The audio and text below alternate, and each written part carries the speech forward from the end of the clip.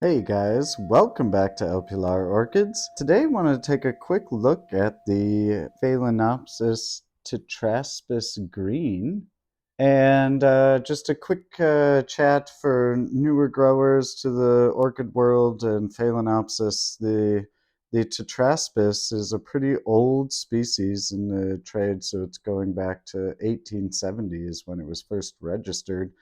And there are many variations on tetraspis in this species. Like they have like these alphanumeric designations, C1 and T2 are some of the more popular varieties that you'll see, especially used in breeding.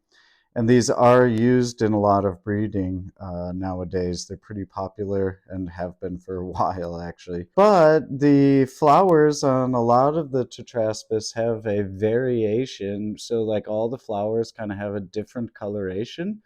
And it's usually like on the C1s that you'll see, it's like a little purple bar.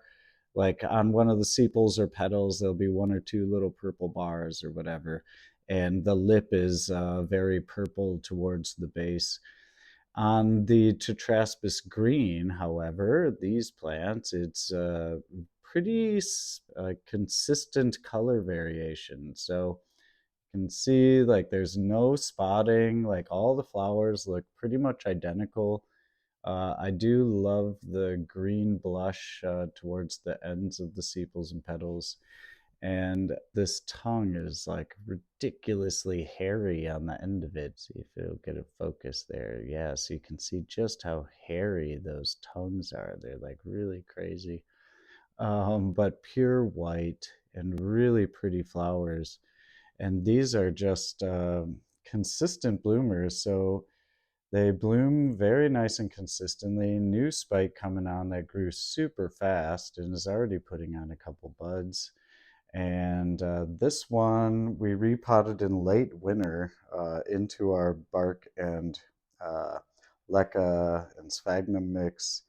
This one we let go in the pure compact sphagnum that it came in because we're trying to experiment more with growing in moss. These plants were almost identical, as you can see when they came to us. So the plants are like a mid-size Phalaenopsis. Get you like the hand comparison. So they're not a huge, they're like small to medium size. So a nice plant to have inside the house. But the one in moss is growing a seed pod now that's crossed with Gigantea starship. Also, it did start reblooming, so it's got a couple new buds coming on, as you can see on the second spike.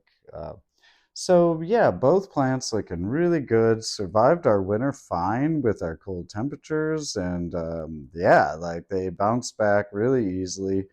I'd give these guys also like a 1 to a 2 on the easometer scale. 2 just for the fact that they're species and I always feel nervous about them, like not like hybrids where you're like, okay, whatever, they're gonna bloom. Oh, just about we water them once a week. Yeah, they just get our typical watering cycle, soak for 15 minutes in the cash pot.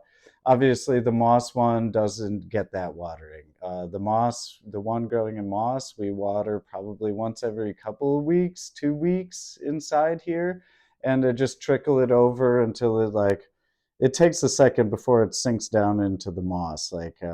And so I wait until it's pretty light feeling and the top is just crispy of the moss, and then I'll just drizzle it over, let it sink down, and that's about it. And that's super easy, such a water saving. So that's why we're trying to look at maybe growing more in moss. Thank you guys for checking in, and I hope you have a good one. We will see you back here at El Pilar soon.